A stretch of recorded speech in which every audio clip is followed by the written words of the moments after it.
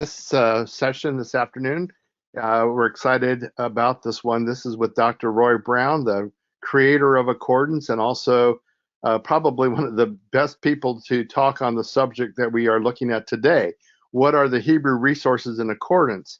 A lot of things like what is a Targum, what is a Talmud, things that are beneficial for us to study, and the way that Dr. Brown has included them into Accordance for us to be able to better understand the Hebrew Bible really brings new light to these works and how we can use them. So we're excited about this um, workshop session today. And before we turn it over to Dr. Brown, let me mention a few things about your GoToWebinar control panel. You'll notice that in the control panel, if you're looking on it and you're going down, you'll see thing for questions, and there's an arrow, little triangle pointing to questions. If you click on that, you can type in a question, and we'll try to answer them as we're going through the webinar today. But at the very end, those that we can't answer, we'll ask Dr. Brown for answers.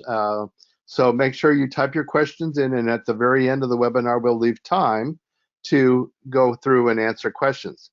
Also, if you go down a little bit further, you'll see a thing called handouts, and there's one handout. This is a handout with a lot of the reference materials that Dr. Brown will be citing today and showing you a little bit on. So if you go ahead and click on that handout, and then you can download it to your computer. It's a Word document file. Now today, two other things too. Today, Dr. Brown is going to be using a keynote presentation, and a lot of people always ask, can they have access to the keynote presentation? And it's our policy, unfortunately, because it changes and it's used for a different type of educational purposes, that we don't make the keynotes available. However, you will be able to go back and view this video at any time you choose. The last thing I wanted to mention is that at the end of the webinar, you will get an email. We do have special promotions that we're running only during the workshops. We're not offering them in our newsletter. We have a 25% coupon, and we have a 50% off coupon for all of our specialty starters for use as a gift. So watch for that, and we'll put that in the chat box at the very end of the webinar today. So with that, I now want to turn it over to Dr. Brown to discover what are the Hebrew resources in Accordance and what they are and what the meanings of them are. So Dr. Brown, it's yours. Thank you so much for being our teacher today. You're welcome. Okay, first of all, the title of this is What are the Hebrew Resources in Accordance? The purpose of this is to inform you on what kinds of Hebrew resources there are in Accordance. I hope this won't just sound like a sales pitch or something like that, but rather it is to give you information so that you can best decide what you're interested in, what is the best fit for you. And even though we will be looking at some Hebrew, this is not meant to scare you away if you don't know Hebrew, because in most of these resources, we have English equivalents, which will be very, very useful in any case. So let's first start out here and look at what kinds of Hebrew resources are available in Accordance, and this will summarize them. The most important, of course, is the Hebrew Bible itself, which we will show in just a minute. And then we want to talk a little bit about Hebrew lexicons or dictionaries and grammars. Then one of the more important extra biblical Hebrew texts is the Dead Sea Scrolls and Hebrew Inscriptions, and we'll show you some examples of that we have on Accordance. And then we want to talk about, as the title implied, what are Targums? And also, since Targums are written in Aramaic, the Aramaic language, we'll also talk about other Targum texts that we have. And then finally, we'll look a little bit at some of the rabbinical texts that are also available on Accordance, such as the Talmud and Mishna and so on. So let's start out first with the Hebrew Bible text. The Hebrew Bible, of course, is the starting place for anything that you want to talk about with the Old Testament. The Hebrew Bible is usually called the Hebrew Masoretic text because the version that is used in most standard Hebrew Bibles is the text written by the Masoretes about 1,000 to maybe 1,500 years ago. And it is the standard text that is used in almost all translations of the Old Testament or the Hebrew Bible to English or to other languages. The very earliest complete Masoretic text comes from the Leningrad Codex. That's the name of the ancient manuscript, about 1,000 years old. There's another codex, the Aleppo Codex, or the Crown given Keter, the Keter Codex, but we unfortunately don't have that as complete, even though the parts that we do have are as authoritative and old as the Leningrad Codex. And this is an example now to show you what I mean by the Masoretic text. On the left is the very first verse of Genesis, Genesis 1:1, Bereshit bara Elohim. And then, for your information, the right is how it appears in the original Leningrad Codex. And interesting, this picture was taken from the photographs of the Leningrad Codex, which we actually have available on Accordance, so that if you really want to get into the text, you can actually go back to the actual manuscript to study the text originally on the original manuscript. Most scholars use an edition of the Masoretic text called the Biblia Hebraica Stuttgartensia. The name Stuttgartensia is obviously from Stuttgart, Germany, because this is the edition from the German Bible Society. It is almost identical to the Leningrad Codex with a very, very few minor changes. The Accordance software, though, has both what we call the Hebrew Masoretic text W4 Westminster 4th edition. This actually follows the Leningrad Codex very, very closely, but we also have what we call the BHST. The T means tagged, Biblia Hebraica text. We have both editions, both are tagged. They're just very, very slightly different. Both texts are identical, but the HMTW4 text that most people purchase from us is slightly closer to the Leningrad Codex, although some of this stuff is a little debatable because some of the dots are a little fuzzy and it's not clear, was it a smudge or was it really intended to be a dot? While the BHST text from the Biblia Hebraica has apparatus markers, and it also is slightly different edition based upon their scholarship. Now, there are other ancient Bible texts that we have. The Masoretic text is the main one, the authoritative one that is used in almost all translations, but there are other ancient Bible texts. For example, the Dead Sea Scrolls represent many books of the Bible. They're written almost 1,000 years earlier, and we'll talk about them in a little bit later, but here's an example of Genesis 1:1 from the Dead Sea Scrolls. It's almost identical except for the brackets, which are editor's comments. And you also notice that there's no vowel pointing or cantillation because the Dead Sea Scrolls were written before they had vowel point and cantillation. It's what we call an unpointed text in Hebrew. We even have the Samaritan Pentateuch, which is an entirely independent text from the Masoretic text that was written as authoritative by the Samaritan community, which is still alive and around today. And it also is unpointed, but here in Genesis 1:1, it's identical in Hebrew. Another ancient Bible text that we're not going to talk about because our focus is on Hebrew is the Septuagint. Here's Genesis 1:1 in Greek. It is written in Greek, but its legacy goes back very far, even older than the Masoretic text, perhaps as early as the Dead Sea Scrolls, even though it's one of the earliest translations from Hebrew to Greek. We also have a grammatically tagged Latin Vulgate, which is also another ancient translation, which sometimes helps us in understanding Hebrew. And then finally, we're not expecting many people to read this. This is what's called a Sirach Peshitta. It's written in Aramaic, and it uses the script of the ancient Syriac church. But we do have that grammatically tagged in the Old Testament. I believe we're the only source, of electronic source of that anywhere for the Peshitta. So these are some of the other ancient Bible texts that scholars lean upon, all of which are available in accordance. Now let's look a little bit about how we use the Hebrew Bible text in accordance, and I'll show you here, and maybe later on after we finish the presentation, we'll actually go into accordance if there's a request to look at this in accordance. But accordance, the Hebrew Bible in accordance does a specific kind of word analysis. Now I want to give an example here from Numbers 16:30. It says here, but if the Lord brings about something unprecedented.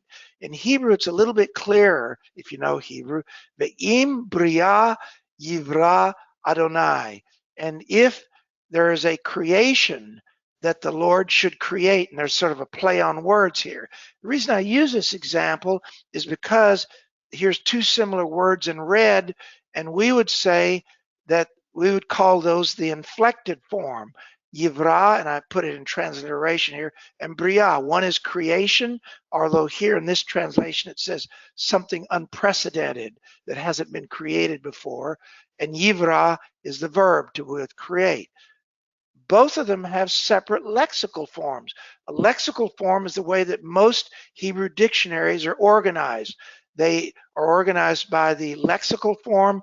In the case of the verb, it's usually the same as the root of the word, bara, but in the case of the noun, in dictionaries, they put the noun as a separate entry, bria, which is the noun form with that same root.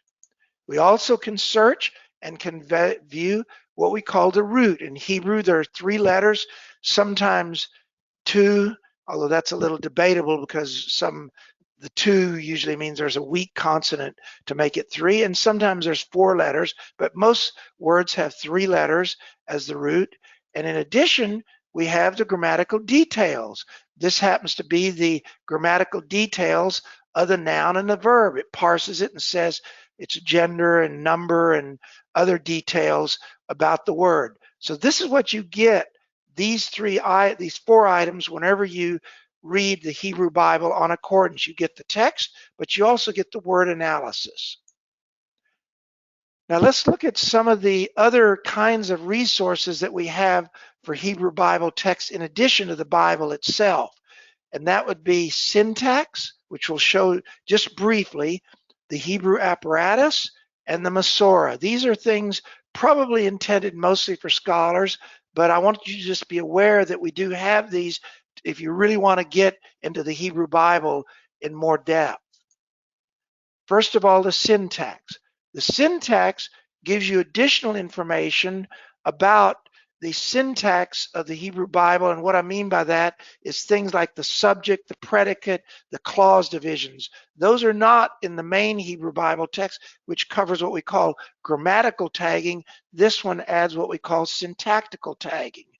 And right now, we have 3 different syntaxes of the Hebrew Bible. The Homestead syntax, which we've had for many years, the ETCBC, which was formerly called Weevu, from the Scholarly Center in Amsterdam. And then just very, very soon, we'll be releasing the Anderson-Forbes in 13.1, which will come out very soon. And all of these allow you then to search the Hebrew Bible by syntax as well. For example, where does the word for God appear as a subject or something like that? And they also include a grammatical analysis. And here's a grammatical analysis of the first verse of Genesis, where this tree shows the P is predicate and S is subject and C is complement and L is clause, so that you can see immediately a graphical structure of the words in the Hebrew Bible. The second resource that is helpful to many is the apparatus. The apparatus are the textual notes of the Hebrew Bible. If there's a word that we're not sure about because there's differences in the manuscript, the apparatus will give you more discussion.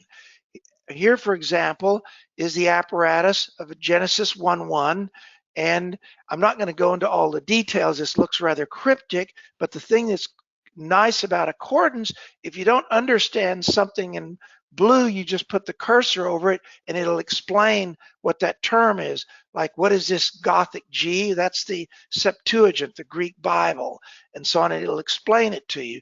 So it's actually, the apparatus is a lot easier to use in accordance than it was in the original book. And it gives you other readings here of other manuscripts. And also, you can put this in together with the Hebrew Bible, and it'll actually scroll together. As we see with Genesis 1:1, here's the apparatus for Genesis 1:1, and as you scroll, the other verses will stay in sync with the Hebrew Bible. The last Hebrew Bible resource we have, which is really unique, this is the only electronic one I'm aware of, at least right now, except possibly for the Quinta, and I'm saying that for people that might say, what about the Quinta version of the Hebrew Bible? But this is a much more complete, what they call the Masorah of the Leningrad Codex. The Masorah are these little markings to the right. Here's the picture again of Genesis 1:1 from the Leningrad Codex. On the photograph, you'll see these markings to the right. These are markings that the editors, the rabbinical editors of the Leningrad Codex, marked to give extra information about words in the text. For example, they might say this word occurs 3 other times in other places. And we are very fortunate to have what's called a Masorah Thesaurus by Professor Aharon Dotan in Israel, who spent years putting all of these rabbinical comments together in what he called a thesaurus, where he did it not in biblical order, but by order of the phrase. For example, here's the phrase from Genesis 1:1, et hashamayim ve'et haaretz. And he says it's in Genesis 1:1. Now, I know he uses Hebrew notation, which is a little difficult, but you could put the cursor and it'll tell you. And then he explains, here's the Lamed, and then here's his comments on the Lamed. And here's another, the same phrase from Exodus chapter 20, verse 10. And again, that's Hebrew notation. Now, I'm not going to spend too much time. It does somewhat, this one does require some knowledge of Hebrew, but I just want to make you aware that this is yet another resource that helps us understand the Hebrew Bible better. Okay, now we're going to turn now to Hebrew lexicons and grammars. We've looked at Hebrew Bible text. These lexicons and grammars help us to understand the Bible, especially if we don't know Hebrew very well. So let's first look at lexicons. Okay, Accordance has 4 major Hebrew lexicons. First of all, we have the Halot lexicon, Hebrew Aramaic lexicon of the Old Testament. We have the Dictionary of Classical Hebrew, DCH. We have the older but classical, most people have heard of this, the BDB complete with the Brown Driver Briggs Hebrew and English lexicon. And we also have the huge 14-volume TDOT, Theological Dictionary of the Old Testament. I want to take a look at each one of these so that you'll understand what's the difference between them and which one would you prefer or should you have. Let's look at Halot first, Hebrew Aramaic lexicon. Halot is really the standard Hebrew lexicon or dictionary used in most seminaries and universities today. It's relatively modern. It was edited within the last 50 years by lexicon standards. That's modern. And it also, we use this as a standard for what we call Hebrew homograph numbers. These are numbers these are words that are spelled the same but have different meanings, and they will have a number in the dictionary for those different meanings, and we will use this as the standard for homographs. And finally, this lexicon includes all Hebrew and Aramaic words in the Bible. And here's an example with the same word, bara. This is the example of the entry in Halot here. And again, if you don't understand the cryptic abbreviations, all you need to do is put the cursor and it will explain them here. Okay, the next one we want to look at is DCH, the Dictionary of Classical Hebrew. This is the most modern lexicon. It was only recently completed within the last 10 or 15 years. It includes all biblical Hebrew words, and it also includes Hebrew words from inscriptions, which we'll show a little bit later, and the Dead Sea Scrolls. This is why they call it Dictionary of Classical Hebrew, not Biblical Hebrew. It's more comprehensive in including all of these different words. I think it also includes the Hebrew Ben Sira that we'll also show a little bit later. And it also gives interesting statistics about different Hebrew words. So here is its entry for bara, and this 481138 is the statistics on how much the Hebrew Bible, how much the Ben Sira, or no, I think it's Inscriptions, and how much the Dead Sea Scrolls use this word. And they show all the different forms with this same root, and there's the basic word it means to create, and so on. So this is a very new lexicon that many people have not heard of, but it is an excellent lexicon of classical Hebrew. Then we go to the venerable BDB Complete. This has been around for 100 years. This is what most seminaries used until recently, and some seminaries still use it because it's really quite complete. It was written or came out in 1906, if you can believe it, over 100 years ago. It also arranges many of the Hebrew words by root rather than by lexical form or lexeme. But the accordance version of BDB Complete has the entire lexicon, including all foreign words. And I might mention that this lexicon has been proofed by an Israeli Hebrew specialist. It is, in my opinion, the cleanest BDB out there electronically. And you see here, it even includes Arabic words and all the abbreviations, which you can again put the cursor on and see what they mean. And here on the bottom, we see even Syriac words as well as Arabic. So this is the BDB Complete, and you can search by any of these terms in the BDB Complete. So these are what I consider we have one more, the major lexicons, but I want to include the TDOT. This is a theological dictionary. It's a little bit different focus than the other dictionaries. It is a theological dictionary. It is by far the largest dictionary with 15 volumes. It has very long articles on the history and use of most words in the Hebrew Bible. And the vocabulary, though, may not be exhaustive. It tends to include the major words where there's a lot of discussion. And here's an example of the same word, bara. And notice I'm just showing the table of contents. What was its use in Mesopotamia? What's its etymology? How does it relate to theological use of cosmic powers? And where was it used in Qumran literature? This is a much more comprehensive discussion of this one word, but it's a little bit different focus, and it's not as complete as the others. I also want to mention, if you're not already overwhelmed by now with the lexicons, we do have other not so major lexicons, but I just want to make you aware of them.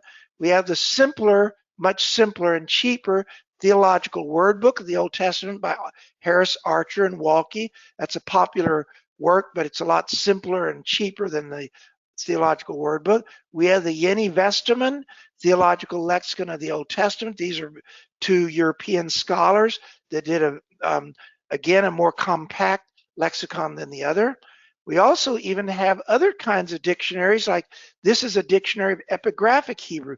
This is a dictionary of words just from the Hebrew inscriptions, which we'll show in just a little bit. And then finally, we even have, well, this isn't final, we actually have others. These are the major ones.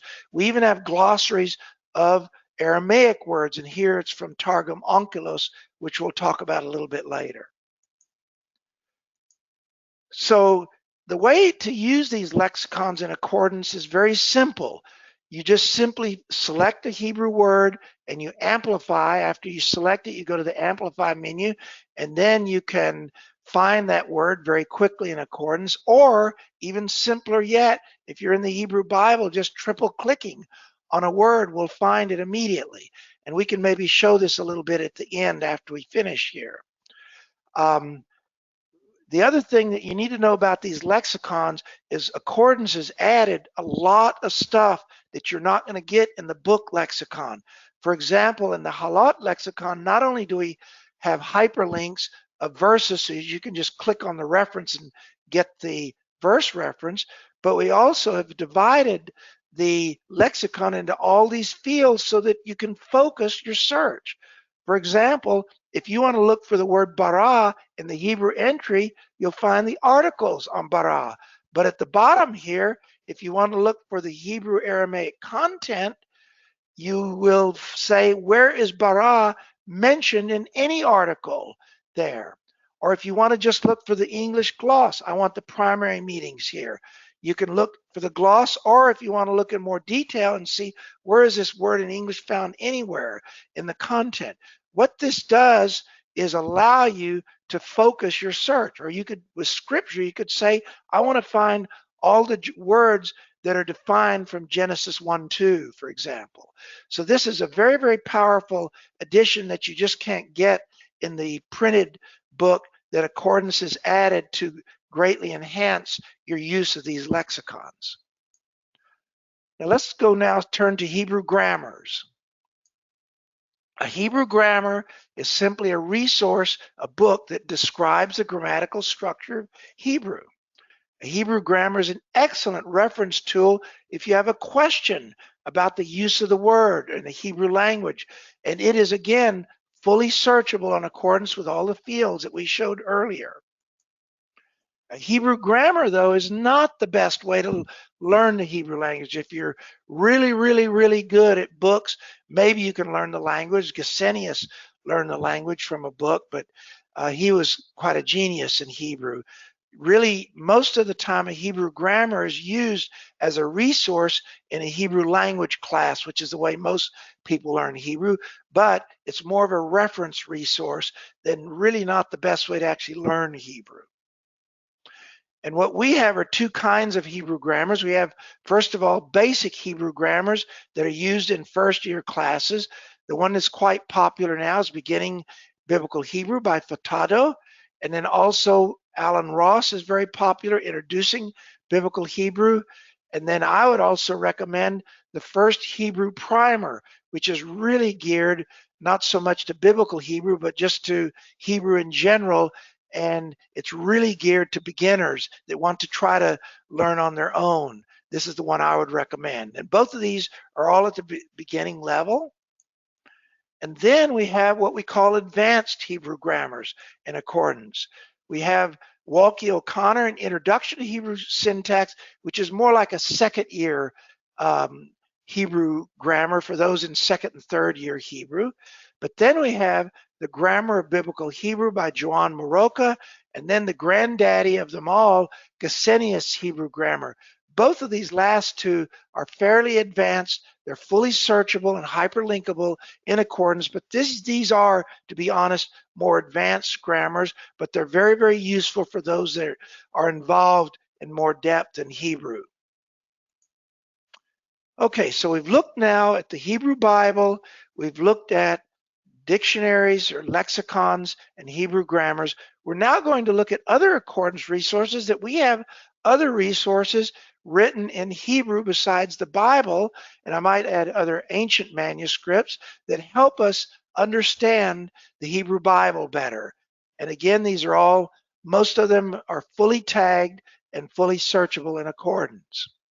And there's three kinds of other Hebrew manuscripts we want to focus on today. First of all, the Dead Sea Scrolls, Sirach or Ben Sira is also known in Catholic Bibles as Ecclesiasticus. That's another name for it. Not Ecclesiastes, but Ecclesiasticus. And then Hebrew and the Northwest Semitic Inscriptions. So let's first look at the Dead Sea Scrolls. We actually did a eAcademy seminar on this about a few months ago, and this might even be available on video if you want to go back for a more complete discussion, but I'm just going to very briefly review the Dead Sea Scrolls here. First of all, the Dead Sea Scrolls consist of about 40% Bible texts from the Old Testament, 10% what we call extra biblical texts that are not in the Bible but we knew about, but 50% of them are unique, that we have no other source for them. They're unique texts connected to the possibly to the Qumran community. There's still scholarly research on that. The biblical scrolls are about 40% of the text of the scrolls, as we saw in the pie chart.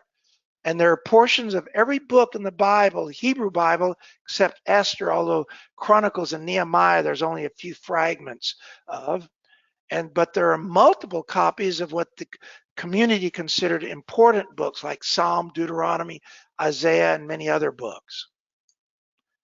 The non-biblical scrolls, which in many ways interest the scholars even more because they talk about how people lived and thought at that time, they're about 50% of the scrolls and are unique. And there's a few famous examples of these scrolls. There's many, many others, but I'm just showing the rule of the community. The technical name is 1QS. These were the rules of how you would live in this Essene monastery or community. And they had a lot of strict discipline there. And then there's the war scroll, which is where you get the famous expression, sons of light and sons of darkness. These talk about the prophecy and the rule of a future war. And then there's the temple scroll, which is the longest Qumran scroll. It's about 25 feet long. It's a very large scroll. It's a description of an idealized temple, a little bit like the description in Ezekiel, the book of Ezekiel, of a future temple. So these are some of the famous examples. There's many, many, many more. So now let's look at the non-biblical scrolls in accordance. First of all, accordance has all non-biblical manuscripts and even all fragments. I believe the only thing that's not there are fragments that are so tiny that you can't even identify what letter it is. I think that's where the limit is. And here's an example of what's called the Damascus scroll, and this is the beginning of it. And now you'll hear all of those who know righteousness and so on. But for those that are non-Hebrew speakers, we do have an English translation of almost all the scrolls so that you can get access to these non-biblical scrolls and see what they do and how they cast light upon life of what Judaism was at the time of the Second Temple, or which is also happens to be the same as the New Testament period.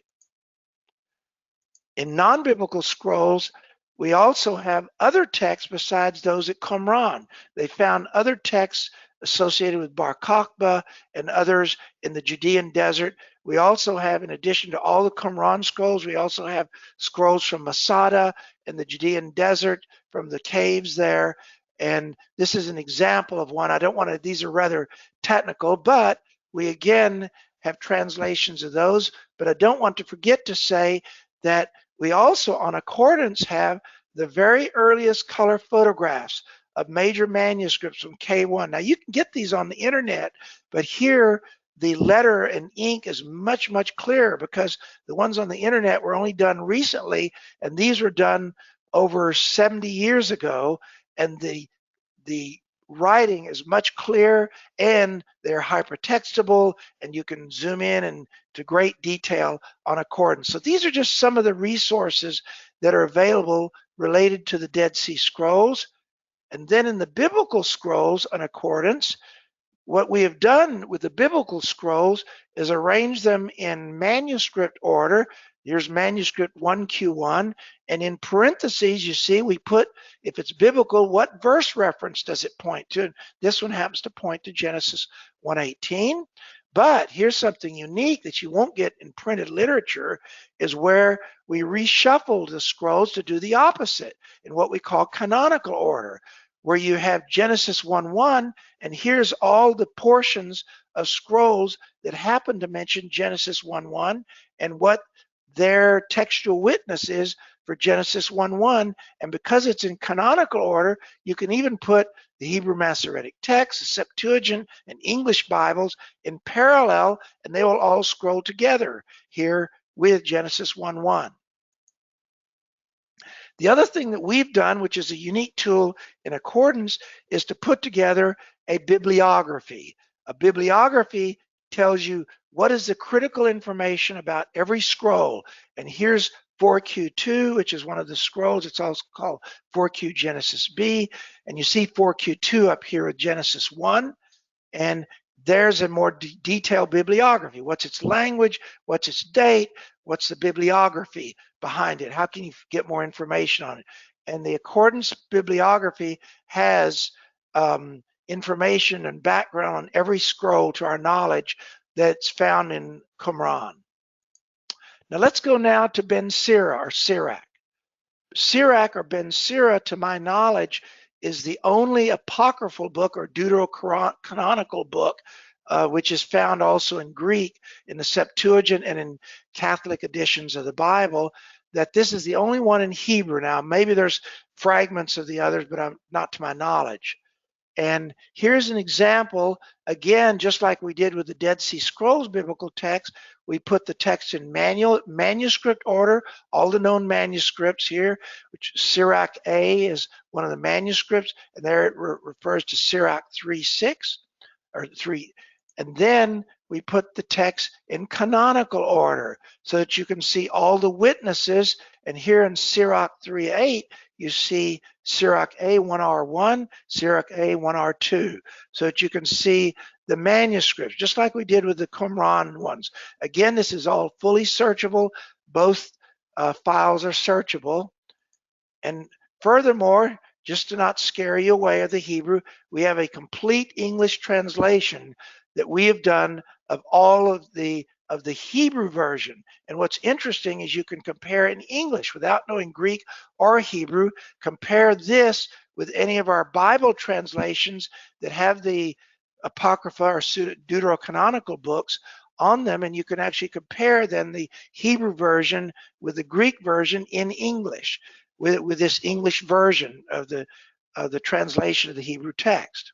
Just very briefly, we also have a Syriac version of Ben Sira in accordance, and we also, of course, have many Greek versions because Sirach is, or Ben Sira is Sirach, which is included on both the Septuagint in Greek and in any of the English Bibles that have the apocryphal books in them.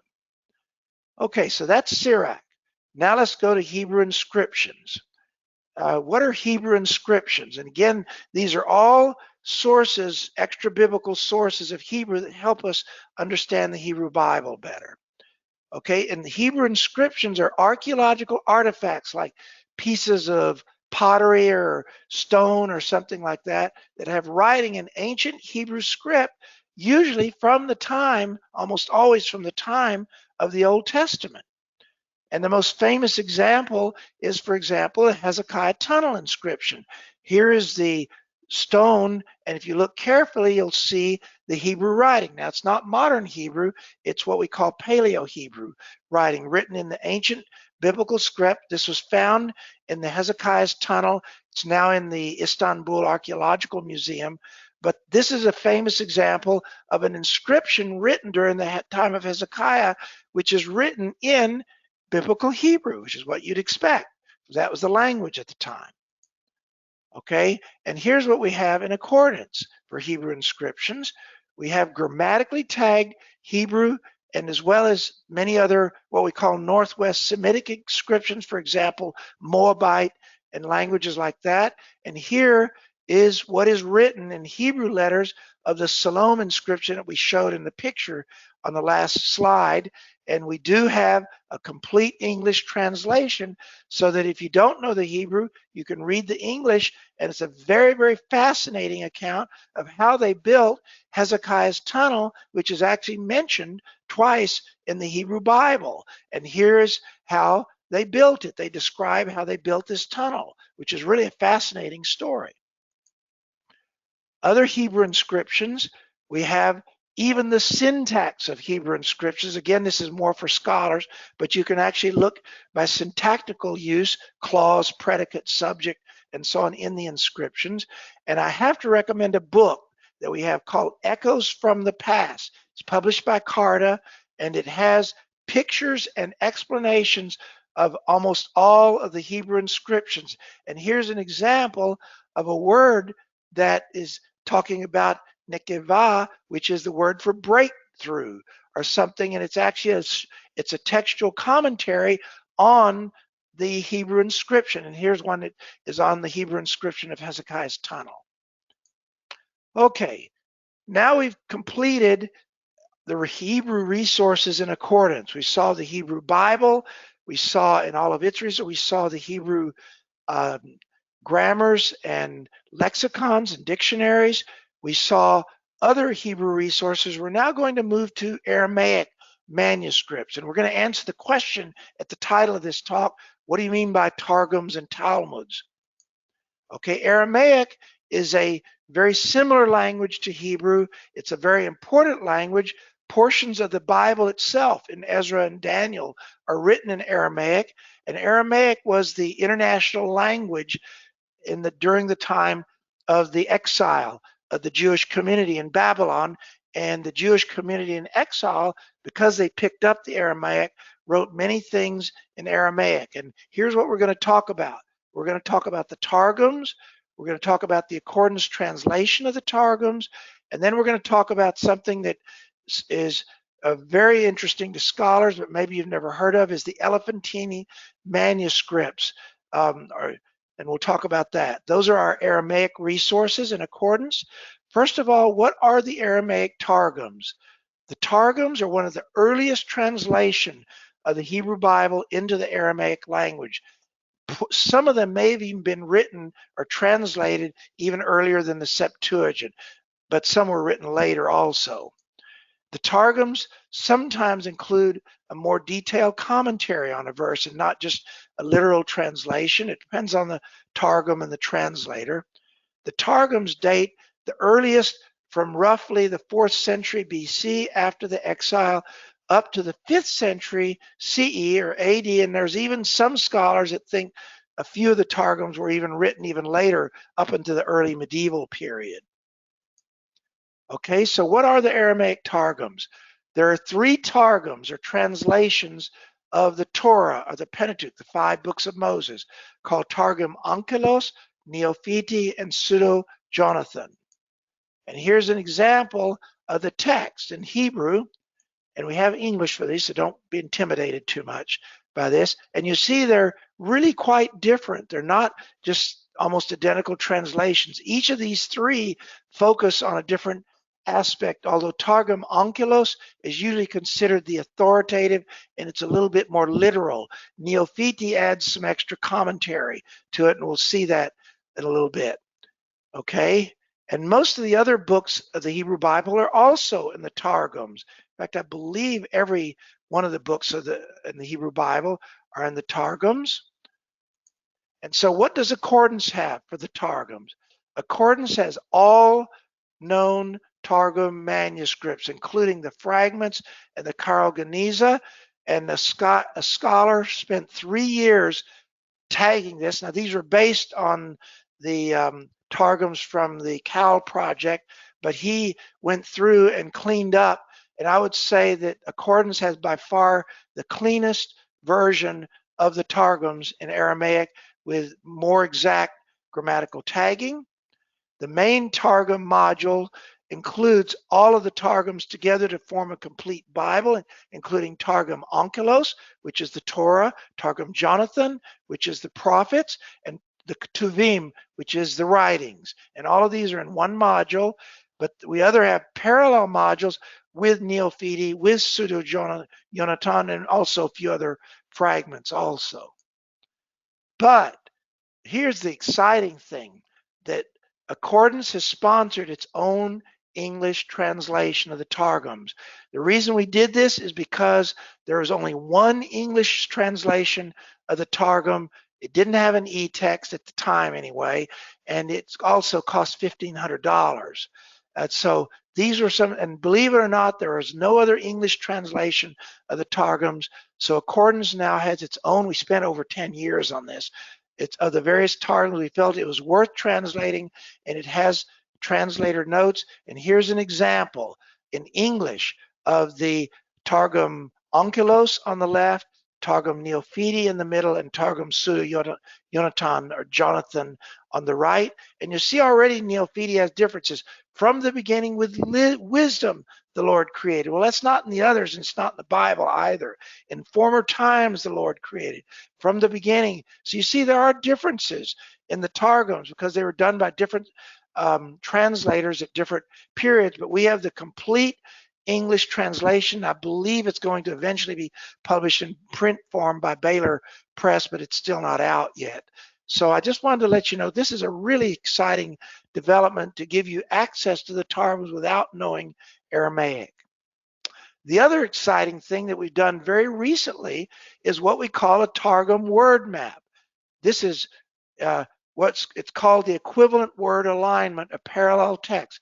It's a little bit like an interlinear that many of you may be familiar from, but it's really not an interlinear. And the view below, we already have this in version 13, has already been released, but the view below will be available in 13.1. This is, you could see it's similar but not identical to a interlinear. You have the Hebrew Bible at the top, then you have TO, which is Targum Onkelos, and you see there's a gap here. They don't reorganize the words, they keep the same word order of the reading, and that's why this is how this is different from an interlinear. Then you see TN, which is Targum Neophiti, which then has the same equivalent words at the beginning, but then it adds Bechokhmah, it adds here with wisdom. And so it added some words, and so that's why these gaps are here. And this allows you to read the text continuously, but yet at the same time compare the different editions. This has never been done electronically before. This is something brand new, never been done electronically, and it's a very, very powerful tool. We could even eventually expand this way of viewing things even to English Bibles, but we haven't gotten to that yet. This was initiated by an Israeli scholar at Bar-Ilan University in Israel, and we're very, very, very privileged to have this electronically on Accordance. Okay, let's go now to the third Aramaic manuscript, is Elephantine manuscript. What on earth is the Elephantine manuscript? Now you notice it's similar to elephant, and that's already a clue right there. Is the Elephantine manuscripts, or we also call it the textbook of Aramaic documents, are a collection of ancient documents from Elephantine Island, and it's in the Nile River in Egypt near Aswan today, from about 5th century BCE. And the reason the island is called Elephantine Island, I think it does come from Greek elephant, but that's the history of it. And the Elephantine manuscripts are all written in Aramaic. They're not written in Egyptian, Coptic, or hieroglyphics. And they represent a very important evidence of a Jewish community in Egypt, but the date is from the 5th century BC, which is the time of Nehemiah. So this is a community in exile from Israel at the time of Nehemiah. And all of these known manuscripts are now included in Accordance, and we've even added grammatical tagging. This is, again, a unique thing that's never been done. And to not be intimidated by the Aramaic, we also have a complete English translation. And this is a translation. You can't get this very easily anywhere else. And I decided to pick this. That's just the manuscript number A3. But what's interesting, it says, "Greetings to the temple of Yahu in Elephantine."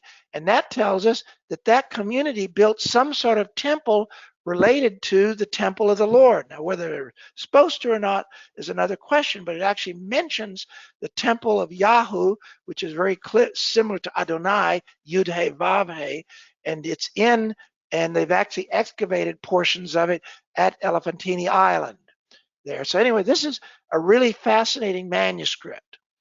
Now, our last subject, which we'll talk about in Hebrew manuscripts, is rabbinical resources. Okay, so we've talked about Aramaic resources, Hebrew resources.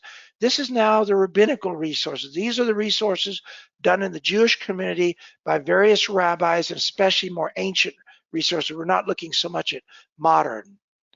Okay, the three things we want to talk about with rabbinical resources, and again, many Christians are not familiar with this, and that's why I'm putting it here as an outline form, and we'll describe what each of these are. First is what's called a Mishna and Tosefta. Secondly, we'll talk about the Babylonian and Jerusalem Talmud. And the third, we'll talk about the early Midrash, or commentary. Okay, what is the Mishnah? The Mishnah is the earliest compilation of Jewish oral law. And the Mishnah has 63 books, or what they call tractates, or Mesichot in Hebrew, is divided into 6 major sections that deal with various topics. The Mishnah was compiled by Judah the Prince in Galilee in the 3rd century CE, but that's when it was written down.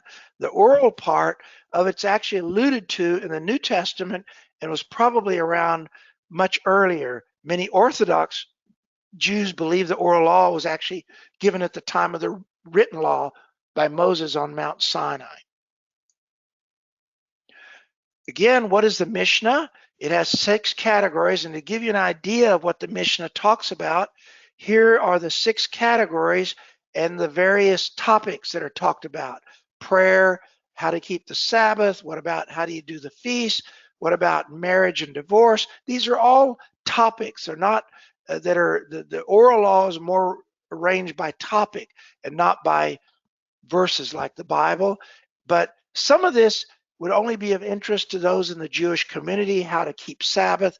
But some of it is quite interesting, like Kodashim is about the temple. And there's actually information about the Second Temple, the temple at the time of the New Testament and the Second Temple period, that we don't have from any of the resources. The Mishnah actually gives us a lot of presumably eyewitness details about the temple itself and so on. So these are the kinds of subjects that are in the Mishnah. What is the Tosefta? That's not as well known as the Mishnah. It is an additional early compilation. In Hebrew, Tosefta is related to addition of the Jewish oral law that deals with similar topics and is probably best thought of as a supplement to the Mishnah, but it doesn't quite have the authority of the Mishnah. And we'll talk about what does accordance have. We do have a Tosefta, but it's only in Hebrew, unfortunately. The Mishnah has 3 editions, though, in accordance. We first have the Kaufman manuscript. This is important for 2 reasons. First, it is the oldest complete manuscript of the Mishnah, and it also has vowel pointing, but it also has grammatical tagging. This is the only electronic resource in the world that has grammatical tagging of the Mishnah because we did it ourselves. And this way you can search the Mishnah by grammatical usage, find the lemma or lexical form or whatever for the manuscript. We also have the Eshkol edition, which is the synagogue edition, the popular edition that's used in most Jewish synagogues, and there are differences between them. But this one is only Hebrew, and it does not have a grammatical tagging on it. And then we have, in parallel to that, the English translation by Jacob or Yaakov Neusner. It's an excellent translation because it breaks up the thought. You could see this is the same. They call it Mishnah, but it's like a verse here. Brachot 1:1:1:1. At the bottom, it's the same thing. At what time may they recite the Shema in the evening? And then he breaks it up into logical order, A, B, C. So it's really quite hard to follow the logical order if you're reading the original Hebrew here. But these are all available. They can all be viewed in parallel in accordance. Now we're going to go to the Talmud. What is the Talmud? The Talmud is a document consisting, it's a later document than the Mishnah. The Mishnah, again, together with a large rabbinical commentary called the Gemara. Okay? And there's actually 2 Talmuds. Many people don't realize it. There's actually 2 Talmuds. There's the earlier Jerusalem Talmud and the more popular Babylonian Talmud, which is what most people mean by Talmud. The Jerusalem Talmud, which most people don't know as much about, was compiled around the 4th century CE in the area of Galilee. Even though it's called Jerusalem, it wasn't because there were no Jews allowed in Jerusalem at that time, or at least not till a lot later. And the work on this Talmud actually ceased possibly because of the political situation in the area. They were living during the time of the Byzantine Empire, and there may have been political issues, and the Jerusalem Talmud, but I'm just letting you know the Jerusalem Talmud exists. The Babylonian Talmud was mostly compiled from the 3rd and 6th century, a little bit later than the Jerusalem Talmud, CE, in the area of Babylon, that is in the exile. This Talmud is larger and it's considered the more authoritative Talmud, and also the Jerusalem Talmud sometimes is hard to read. It's a little bit fragmentary in places. The language of both Talmuds is mostly Aramaic. They'll use an occasional Hebrew word, except for the parts from the Mishnah. They wrote it in Aramaic because even in Galilee at that time, Aramaic was more of a spoken language. But despite the large size of both Talmuds and the Gemara commentary, believe it or not, it does not comment on all of the Mishnah. There's several tractates that are just left out. We don't know why. I don't know why. You'd have to ask a Talmudic scholar why. How is the Talmud referenced? This is very important so that you can use the Talmud. The Gemara commentary of the Talmud generally follows the order of the text of the Mishnah. They'll quote the Mishnah text and then they'll write sometimes many, many pages of commentary on that text of Mishnah compiled from various rabbis. But because of the very large size of the Gemara commentary, it's not easy to find stuff just by citing the reference of the Mishnah. So usually the Talmud is referenced by what we call folio or page number, which was based upon an early printed edition of the Talmud. And that's how you usually reference the Talmud, not so much by the Mishnah reference. Now, what are the rabbinical resources in accordance? We have a complete English Talmud available in accordance. It's again by Neusner. It's indexed by the Mishnah reference. And here you see there's again from what time. In bold is the quotation from the Mishnah. And then the Talmud says on what basis does the Tanaite authority stand when he begins by teaching? That's the question that the Gemara, and then the brackets actually give additional commentary by Neusner himself, who was a Jewish scholar, very, very prolific. He wrote over 400 books. Okay, and then we have the Neusner translation of the Jerusalem Talmud. It's a little bit different, and it quotes different citations from rabbis, especially Rabbi Hia, and so on is mentioned here, and Rabbi Meir, and so on. So we actually have in English both Talmuds on accordance, and they're fully searchable and so on. Hebrew is a little bit different story. The Hebrew Talmud is available as what we call the traditional Talmud, and it is not tagged, unfortunately. It's only a text of Hebrew, but it does distinguish from the Gemara. Here's the Gemara, the rabbinical commentary from the Mishnah, and this is the traditional Talmud. We also, from another Talmudic scholar, got the Venice edition, which was one of the earliest printed editions, which actually is a little different. It's considered by scholars a little bit more accurate, or it's considered an earlier edition based on an earlier manuscript, but unfortunately it is not complete in all books, but you can compare it, the Venice edition from about the 1500s, the earliest printed with the traditional Talmud. Now, the last subject we want to deal with on rabbinical resources is the Midrash. Okay, the Midrash is an interpretation of the Bible text itself. It's not by topic like with the Mishnah. It actually says, let's look at the Bible and interpret it, or at least interpret it in the custom, the way rabbis looked at the Bible. And there are currently two kinds of Midrash in accordance. We first have portions of the Torah from the 1st to 3rd century. These are the very, very earliest rabbinical commentaries. It's called the Tanaitic period. This is actually pre-Talmudic. This was done before the period of the Talmud, very early. We have those on accordance. And then you have the second kind of Midrash, which is more well known, is the Midrash of the Torah from the medieval period, like Rashi and Ramban and Nachmanides and people like that, that gave very detailed commentaries of Midrash on especially the Torah, the 5 books of Moses. That's what Midrash is. Here's what's available in accordance. The following earlier works, the earliest works, I might say, of Midrash are available, and these are the names: Mechilta, which is parts of Exodus, the Sifra, parts of Leviticus, Sifrei, Demidbar, parts of Numbers, and Dvarim, parts of Deuteronomy. Unfortunately, they're only available. We don't even have an English translation of them. And we only have it in untagged Hebrew, but we do have these very early pre-Talmudic commentaries from rabbis just after the time of the New Testament, about the time earlier, maybe even earlier than the writing down of the Mishna.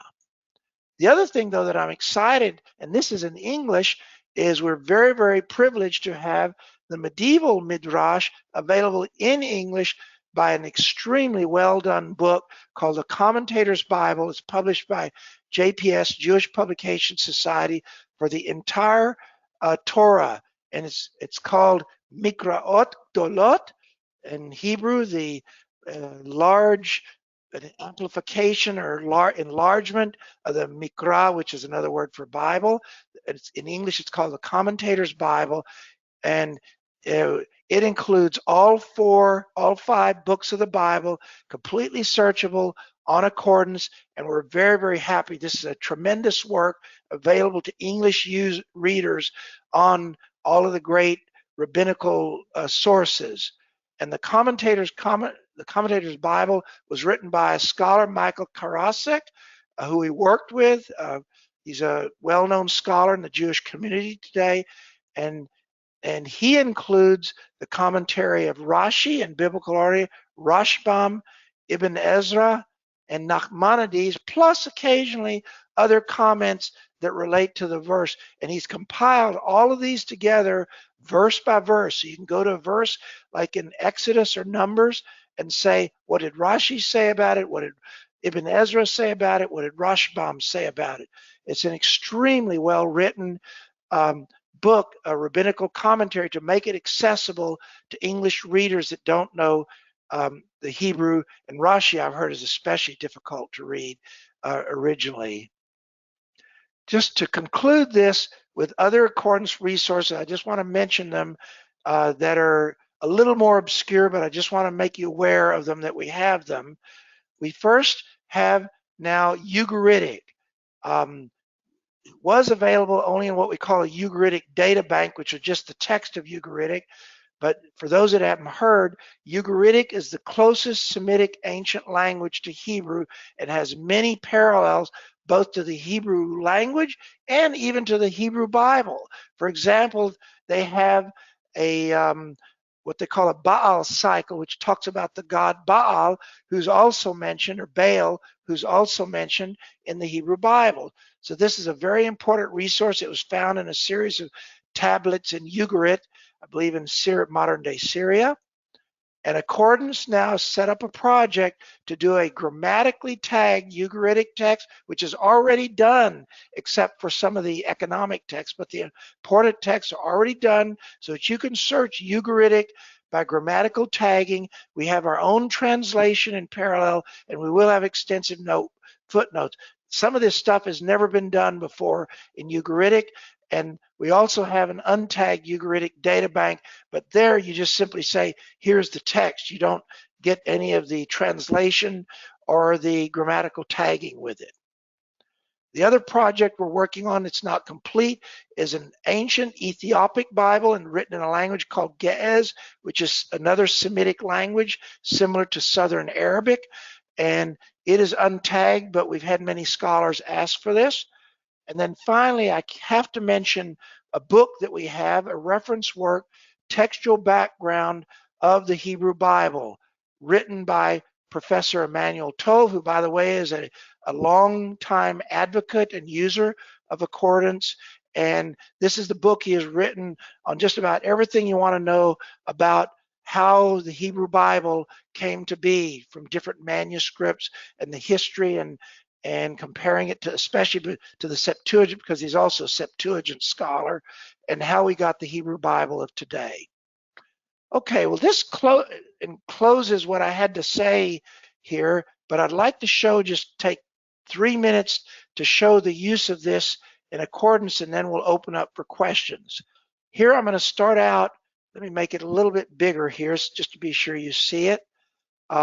Here is the Hebrew Bible with an English translation, and you can see we have cross highlighting so that going from English to Hebrew or vice versa, so you don't need to know it. If I open up the instant details, even in English, I can see the Hebrew word and its parsing in Hebrew, even from an English Bible, although you do have to have the Hebrew Bible installed to see that, but you don't have to have it showing.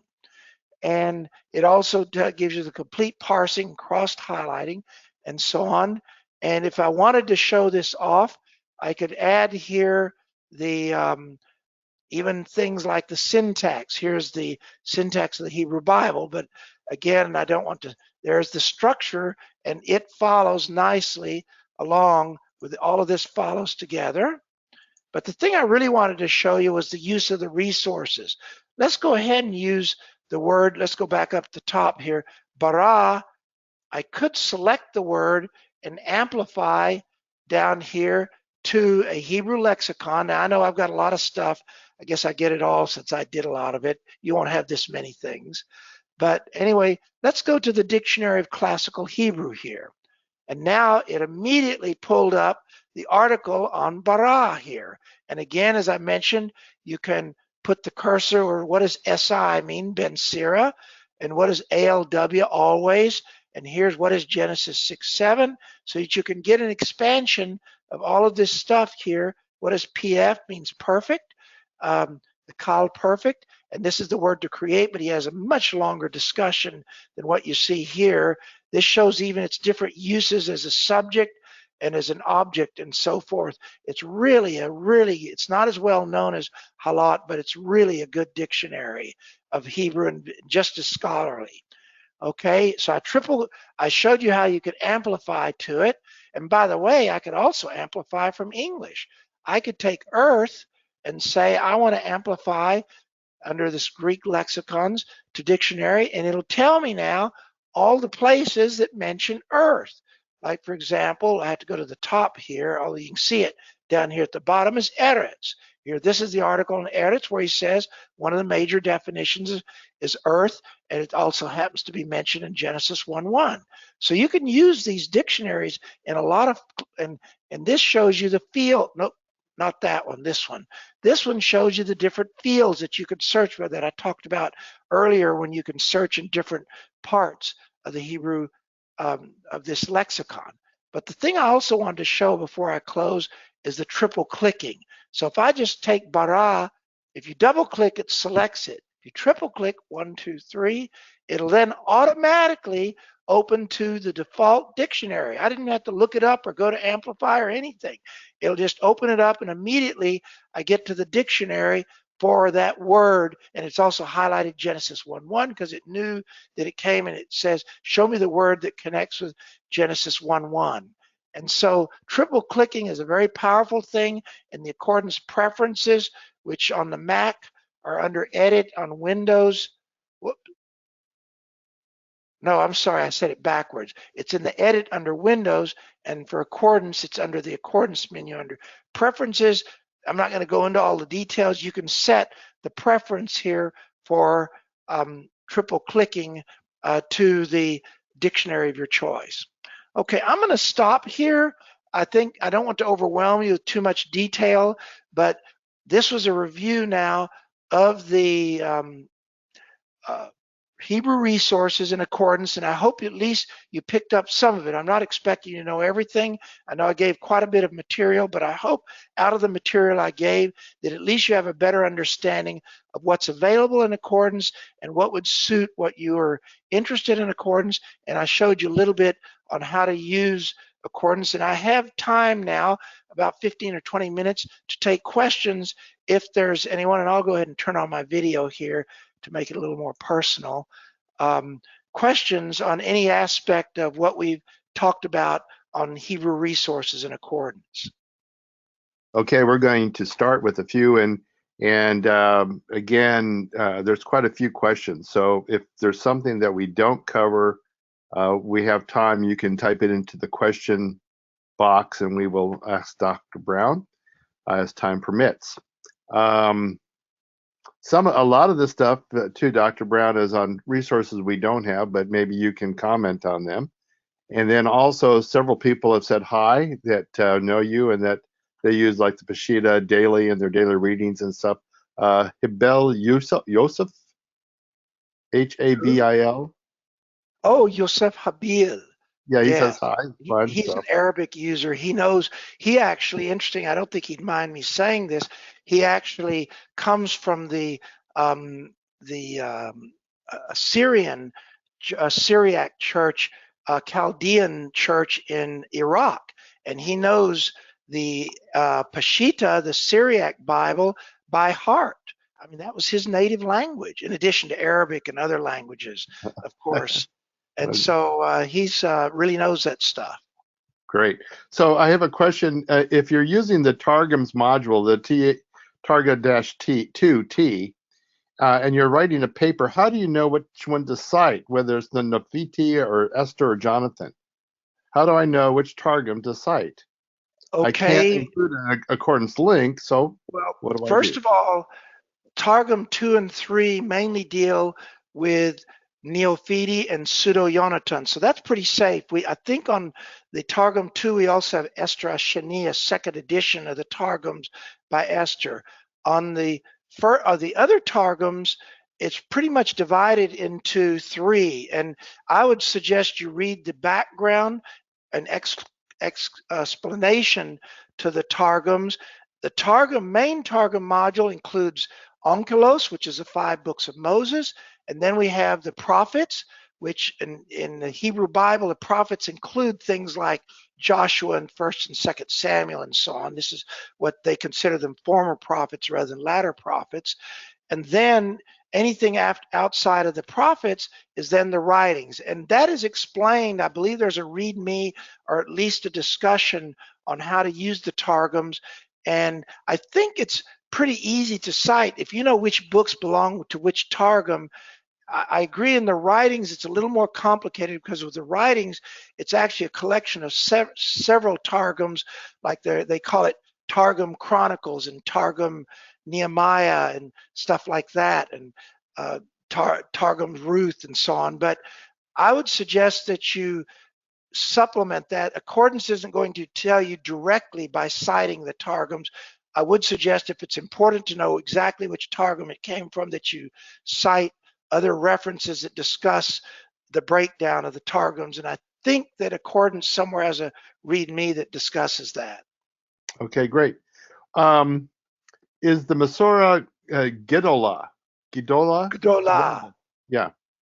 Yes, the thesaurus has every little fragment of the Masorah. The thing is, it's written in alphabetical order, not in biblical order, and definitely, in fact, if you pull it up, I'm a little reluctant to pull it up because it's all in Hebrew and it's going to scare people away.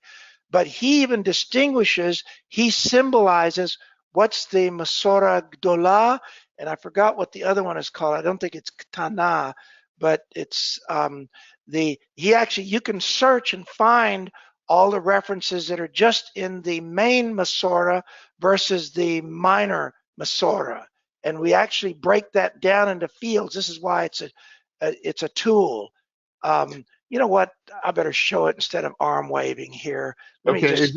is that a module that is found in or just a tool? It is a module as a tool. We call everything in Accordance modules. It's not a text module. It's a, let's just find it here. There's the Masorah Thesaurus. Okay, I'll open it up here. Let me close this to give a little bit more room here. And there it is. And this explains, there's an English explanation here, and there's a how it explains itself. And down here, the notes, the types of Masorah, yeah, it's Parva and Magna. That's the two words there. And he actually explains things here that this is really a scholarly work. This is not just some 10-minute thing done. Professor Dotan spent at least 30 or 40 years putting this together, and he adds his own comments. This is really one of the best works in the world on the Masorah, but I'm just scrolling through here. It's very, very thorough, and he gives a long introduction in English, even though many of the, I think he also thanks us in Accordance here, but but you don't need to worry about that. We were very, very interested in getting Professor Dotan's work, and we're very, very grateful to him. I'm not even sure. I think his health is not good.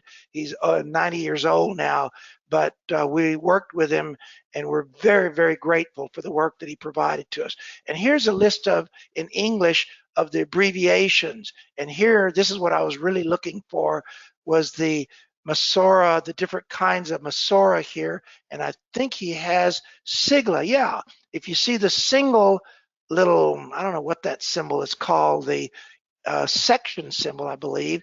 If you see it single, it's parva, means the smaller. And if you see it double, it's magna. If you see it triple, I'm not a Masorah expert, but he calls it Masorah Matzarefet. I know the Hebrew better than the Latin here, cumulative Masorah. And now as we scroll down in this, sorry, this is getting covered here a little bit. If I scroll down, you see all these symbols. But again, if you don't know this, see there, here's an example. If I go over that, this little citation from Genesis 1:28, and if you don't know the symbol in Hebrew, you just put the cursor and you get the reference. And I happen to cite it in, just a second here, let me readjust this. Didn't mean to do that. I happen to cite it in the Hebrew, but you can cite it in English just as well. And there's footnote 1, and he gives the footnotes here his own comments, which are in Hebrew. And then it says this C, and then it says this overlay, which is Masorah Magna. So this is, and then he gives here comments which explain what that V'yomer lehem kaf bet. And now you see his scholarly broken up. He says, well, here's one Masorah that says that. Here's another one that says that. Here's Yaakov, it says that. And then he gives you the reference where it's cited over here. I mean, he did all of this work, spent years on it. We're very, very fortunate to have this. This has never been done electronically. He wanted to do a book on this, but no book. It would have to be a huge multi-volume book to do this, a massive project. But we are very, very fortunate to have this electronically. I'm not a Masorah expert. I may have said a few things wrong here, but that at least gives you the idea. And I better go on to the next question. I've spent too long on this, but this gives to answer the question of whoever asked it. That's the Masorah. Great. We do have the BHQ from the German Bible Society. Yes. Are there any plans, and Genesis is coming, are there any plans to tag the BHQ for search, parsing, and syntax? The BHQ is tagged. Okay. The books that we have, I believe, are grammatically tagged, if I'm not mistaken, and then somebody can correct me if I'm wrong on that. The problem with the BHQ is that it's just coming out so slowly. We're very close contact. Well, that's not tagged. Okay, Helen's corrected me here. It is not tagged. I'm sorry, but in the future we'll be able to easily tag it because it's almost identical to the BHS, which is tagged. Okay, but it is not tagged, and I'm glad somebody corrected me on that. But it does include, for the books that we have done, the Masorah. But what Professor Dotan has done is a much more thorough work. The BHQ just simply shows the Masorah. It doesn't really do much with it. But the big problem with the BHQ is it's just very, very slow in coming out. We've been in contact with the German Bible Society, but they admit it's just coming very slowly. I'm afraid it's going to be anywhere from 20 to 50 years before the whole thing is done, the rate it's going. Okay. Now, this is sort of a general question, but first of all, Dr. Brown, thank you. This has been fun. For someone like me who is a layman rather than a pastor or scholar, could you suggest what Hebrew resources would be the best for the layman who just wants to dig a little deeper? Boy, that's a tough question. Hard question. I don't know how to answer that because it sort of depends on his depth of interest. I do know individuals that have tried to learn at least basic Hebrew on their own. And with accordance, though, if he were to get the Hebrew Bible, as I showed you with things like cross-highlighting and parsing and things like that, you could actually gain some benefit from the Hebrew Bible. But in his case, I would almost recommend a good commentary that focuses on, but of course the problem with that is we've got over 100 commentaries on accordance, which is, what do you call good? One thing I might mention that's I think is very good on the Hebrew Bible is the JPS commentary on the Torah, which focuses on the Hebrew word from a Jewish perspective. Okay, and the TWOT would be an excellent one to get. Yeah. That Helen's helping me because she's more familiar with the products than I am. The TWOT is an excellent resource for the layman because it's all in English except for the word, and in accordance you can even search for the title in English. So I would recommend the TWOT, which would give a very thorough discussion of almost all important Hebrew words for a layman. It's done by scholars, but it's all in English except for the title of the word in Hebrew, and that would be an excellent resource to recommend for a layman that wants to go more in depth and read about the background of a particular Hebrew word. So along that lines, what would you recommend for a primer, a Hebrew primer, other than Fatato? Well, I also recommend that other one that I showed you earlier, the one that, sorry, I'm going to have to go find now. Let me just go back up to here. I'm going to have to go find, where was it? Was it here? No, where was it? The first primer or introducing? Yeah, that, not that one. Let me see here. Hebrew Lexicons. Yeah, wait a minute. That's the Lexicons. Sorry, I got to go to Grammars. So I'm not used to going back on the fly here. There we go. The first Hebrew primer is very good, and it is probably not as technical as even the Fatato and Ross are. This is geared to people that just want to learn Hebrew. I think it's done by some of the people in the American Jewish community where their focus is just to learn Hebrew, but not get into all the technicalities of the Hebrew Bible. Okay. Also, we got some comments here that some of the links now, some people have said that the links are working in the Word document. Some people are saying the links aren't working. So we'll take a look at that and get that out to people. In which document? It's in the Word document that takes them to accordance to show them the books that you have been discussing. Okay, so are you talking about the Word commentary? No, it's a handout we gave along with this class. Oh, okay. Well, you'll have to fix those, Richard. You did them. Yeah. So, okay. So then, let's see. We have questions about, if you have, by the way, a collection and you want to know what's included in yours, you can go to our site, and if you put a collection, it should show you what you currently own and what you don't own. So I would encourage you, a lot of people have asked about, well, what do I have? What don't I have? Again, if you go to our store and go to the collections, and if you have your account and can log in, you can sort of see, or if you have to call, but we're really overloaded right now because people are working at home with this virus, unfortunately. But yeah, you can find out through our store what each collection has, and then compare it to what you have. Richard, I think that's a question you can answer better than me. Yeah, that's what I'm just saying, that it's just too hard to look at everyone's individual collection here on this webinar. What do you know about the Hebrew University Bible Project, the Hebrew text? Okay, that's something we'd like to have. That project has been going on literally for 70 years. I think they did some of the important books that are found in the Dead Sea Scrolls, like Isaiah and Jeremiah. It was dropped, and now in the last 5 to 7 years, it's been taken up by another scholar who uses accordance, by the way, at Hebrew University. But right now, we don't have any of those. I'd love to get them. I'm not sure even if they're available electronically, because the books that were first published were done before electronic text was around, especially like the Isaiah scroll and Jeremiah. Those are the two I'm aware of. There probably was a few others. I would just say, ask us about getting them. We're going to have to get permission from the publisher if the text even exists electronically, which I'm not sure it does. Okay.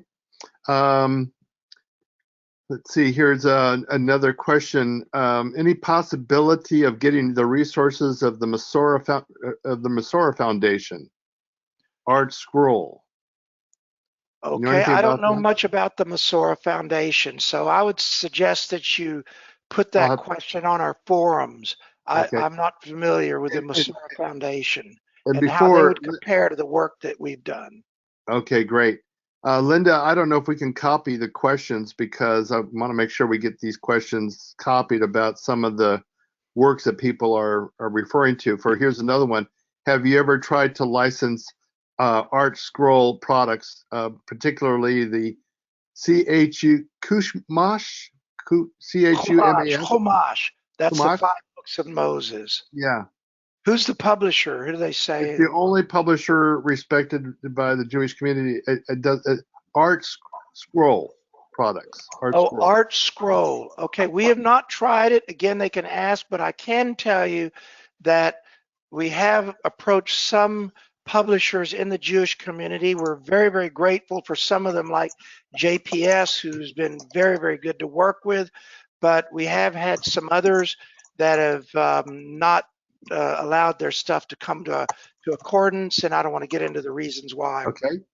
Would you do an interlinear study of a Hebrew verse? Absolutely, we have interlinear. And in fact, I could show that right now if I open the Hebrew Bible again. Just a second, let me move this thing out of the way. Let me just show you. Here we are in Hebrew or in English, either one. Here, we'll just do it in English, since that's where most people will be starting from. You just simply go here to where it says interlinear and show interlinear, and voila. There's the Hebrew with the Strong's number, the Hebrew word. It's part of speech. And not only that, but you can change this. You can say, well, I don't want to see the key number, but what I'd like to see is the ESV in parallel and compare how the NASB and the ESV. This is a very powerful feature that really doesn't exist anywhere else, where you can put, and we even have the, where is it? It should appear here somewhere. Ooh, I thought we had with the Septuagint, but I'm not seeing it here. We even have syntax, for example, where you can say, here's the subject, and here's the predicate, and here's the complement. But I was looking for, I'm sure we had why don't I see this here? Am I missing something here? I don't do this very often. But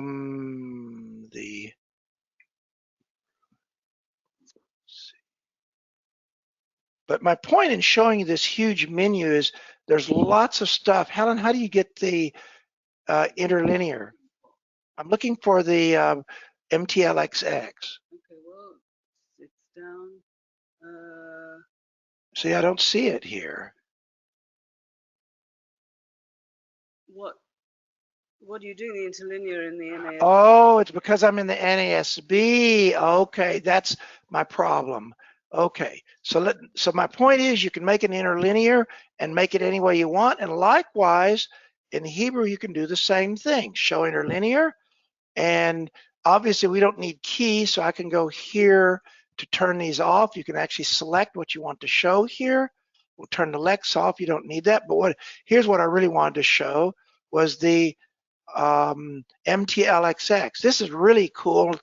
To my knowledge, this doesn't exist anywhere else this way, is where I can show the Greek Septuagint word by word and compare it to the Hebrew Bible. And if I opened up the Septuagint, I could do it the reverse way. So here I can say that, and then maybe add one English Bible. So now I see the Hebrew, and I see the equivalent Greek word from the Septuagint and the English word here of any English Bible. And again, you have lots of choices here. Anything that has a number, Strong's number, or original language, we can even compare the Dead Sea Scrolls Hebrew this way to the Hebrew language. I hope that answered whoever asked me that question.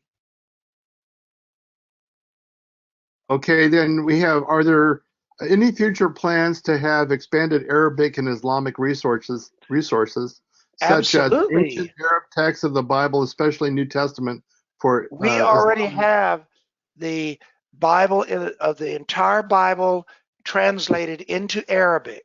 Okay, that's the done in 1867. What is it called? The I'll think about it in a second here. And even more interest of this person had asked, the New Testament now has Strong's numbers so that you can compare Arabic to Hebrew or rather to Greek. And we're working on the Old Testament right now. For example, if I go over here and open the Arabic Bible, where is it? It's here somewhere. I'll find it in just a second. There it is, Arabic Bible with key numbers. Smith and Van Dyke, that's what I was thinking of. I can actually open in the parallel, since I know many of you don't know Arabic, but since somebody asked, I'm going to show it anyway. I can open up the Greek New Testament and we can cross highlight between Arabic and Greek, and you see below the parsing from Arabic to the Greek word. This has never been done before, and I just wanted to show this off. And they asked about Islamic resources. We also have the Quran, a fully tagged version of the Quran, which to my knowledge is not available on software, on Bible software anywhere. And we have 4 parallel English translations of the Quran. So if I go here and open up, I think it's under, it may be under other. Yeah, the, where is Quran? There it is, Quran. Whoa, where's the original Quran? Other original. You know, I'm having trouble finding the Quran here. Here's the translations, but I don't, we have 4 translations here. I better do it. If you can't find it, you can always go to the library. This will show, and we'll look up Quran. There's the tag Quran. I'll open it up, and then let's turn off the library here. And now we can put in parallel. The text I especially recommend is Droge. Nobody's heard of it, but it's an excellent scholarly translation, as well as other translations like Ali's translation, which is a more popular translation a lot of people have heard of. And this one actually has scholarly footnotes, which makes it very useful for Quranic studies. And you notice here the Quran is fully tagged here as you put the cursor over the Quranic text. Okay, now that Richard, I think that answers his question. I just want to make people. But we will have an full Arabic Bible, New Testament. We have the full Arabic Bible now, but it's not all tagged. Sorry, I can show you. We do have it now. If I go here to Arabic, I open the one that has the key numbers. If you open up the one that's untagged, you can still put it in parallel, for example, with English, but it does not have the tags. These are just transliterations to help you read Arabic at the bottom. But we are working on the Old Testament tagging right now. Okay, have you ever heard of a work called Arnold and Cho, or CHOI? No. Arnold? Okay. Well, you know, nobody's asking me about what I talk about. They're just trying to push me to talk about more stuff. I was afraid I was overwhelming people with too much, and now they seem like they want more. And then where do we find like Hebrew pronunciation? That's an excellent question. We have the full Hebrew Bible, and then for those that want it, the New Testament. It's the Hebrew audio. I'll open that up here. And we do have the full Hebrew Bible pronounced here. Oh, where do we have it, though? That is my question. You know what? I'm going to have to... Hebrew Bibles. Nope. I'm going to have to look it up in the library. This is, again, you can organize your library any way you want. This just happens to be the way I'm going to put audio here. And there we go. We have the Hebrew audio that you can open up. Here, I'll just close these so that you can see it. This is done by the Bible Society in Israel. And there it is by chapter. If you want to read a chapter, you click on it. And maybe you can hear it. You can hear it now. Uh-huh.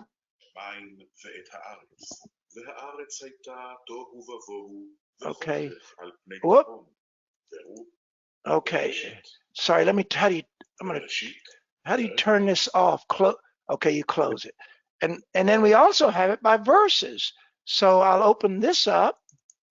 And now what's cool about it is that's just one verse. Let me scroll back up to the top. Most people are more familiar with Genesis. Let's go to Genesis 1. בראשית ברא אלוהים את השמיים ואת הארץ.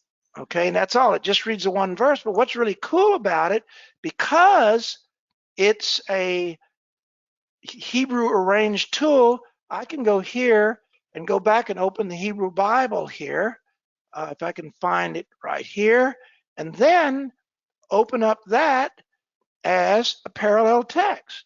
So that now as I read through Hebrew, my audio is following me here. And if I'm not sure how to read that verse, I'll just click on it here and ותוצא הארץ דשא, עשב מזריע זרע למינהו, ועץ עושה פרי, אשר זרעו בו למינהו. okay, anyway, you get the idea. Yes. And then we also have the New Testament for those that want to read the modern Hebrew New Testament, but it is a translation. It's much more important is to read the Hebrew Bible. Okay, Helen is telling me you didn't hear it. Richard, did you hear I the? heard it. I heard it barely, but I could hear it. I can make Okay, it I'm out. sorry. I should have put this closer, my mic closer to the speaker, because the whole point of these headsets is to cancel the external Yeah. sound. Let me It's just, a very good reading of the Hebrew, though, correct? here, I'm going to go a lot closer this time.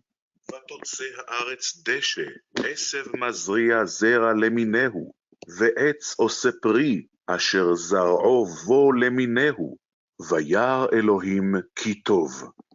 There, did y'all hear it more clearly that time? Very good. Yeah. Okay, Great. it's an excellent reader, whoever did this, of the Hebrew Bible. Okay, what's the next question I go? Or is Well, our time up? yeah. Now, in one of our primers, the question is, I'm wondering if every verse has phonetic alphabet to pronounce in Hebrew at the end of the bar.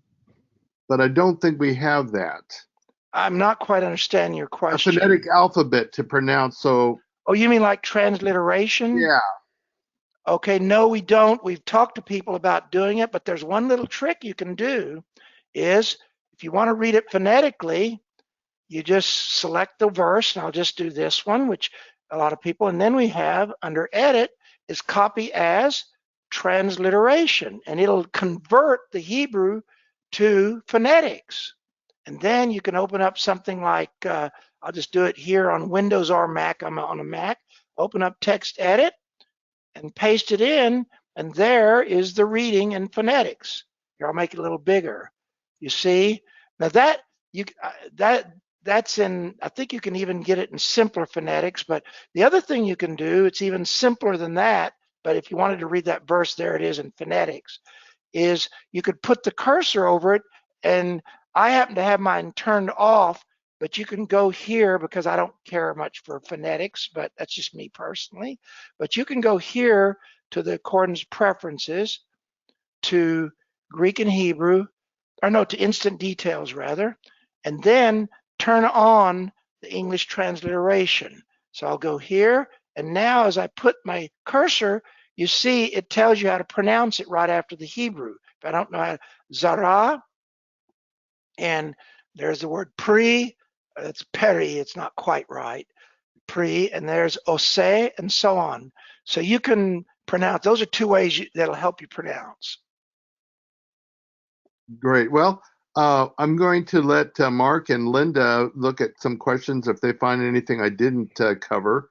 And while they're looking to ask a question, if they find any more, I want to let people know again, one person wrote that they had just purchased some stuff, but they didn't know that they could use the discount code.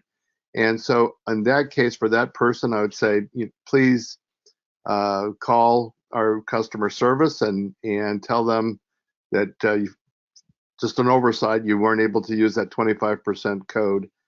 But you will be getting an email that will have this one-time use only of a 25% off code.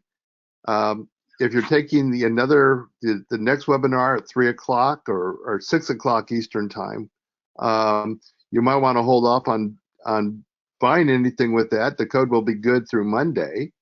So it's a one-time use. So if you've been in these different workshops today, you can make a list of the things, and you get a 25% off one time during these workshops of the titles you want. It's not able to combine with other things we have on sale right now. And